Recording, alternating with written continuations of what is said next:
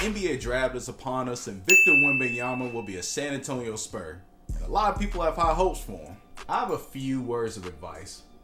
Don't fall for the hype. And is it because of his talent? Obviously not. But it's because of the unrealistic expectations placed on him so early. Is he a 7'5" freak of nature that's set to break the NBA? Maybe. Throughout these next few months, you're going to hear nothing but outlandish standards being placed on just a 19-year-old. And the media is doing this on purpose either to set him up for success or to prop him up for a massive downfall. Fans are already fickle about young players and injuries. Just listen to how they treat Zion. This is ridiculous now. When is he going to get his fat ass on the court?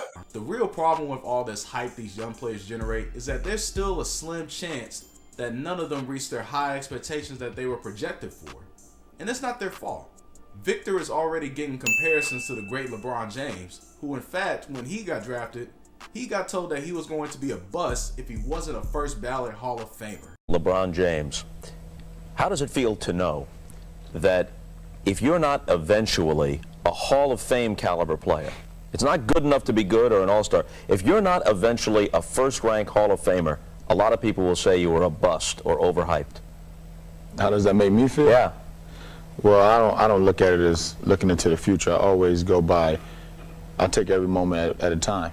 He obviously exceeded those expectations, but the hype was so massive that he graced the cover of Sports Illustrated at just 17 years old, and he was getting dubbed the chosen one. And that's a rare case. It's getting to the point where if Victor doesn't have a better career than Hakeem Olajuwon, he's considered a failure. Kevin Durant. If he's Kevin Durant, if he's Hakeem Olajuwon, he has not met expectations. Okay, well that's why the expectations are too high. His expectations are to have a career like LeBron, Jordan, Duncan, Shaq, or Kareem.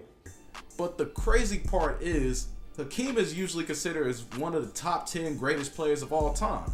So is that really a failure? I think the NBA media does a terrible job of propping up young players because all they do is go on television and give them wild expectations just to garner attention at their own expense. And I understand sports is all about comparison just to keep the conversations going, but at the same time, it's just unfair. If Victor becomes a 10-time NBA All-Star with multiple All-NBA first teams, that's a successful career. If he ends up with only 7 All-Stars but an MVP, it's still successful. If he finished with multiple All-Stars and NBA teams with no NBA championship, that's still a successful career too. I think people have a skewed perception of what they consider to be a great player, because in my eyes, if you get that second or third contract or stay with a team for around 7 to 8 years, that's pretty successful to me. There are massive amounts of NBA players that people don't talk about that don't even come close to that level. So for him to even make 1 or 2 All-Star games, it's not that bad. We can't keep putting all this excess pressure on these young guys when they haven't developed fully mentally yet.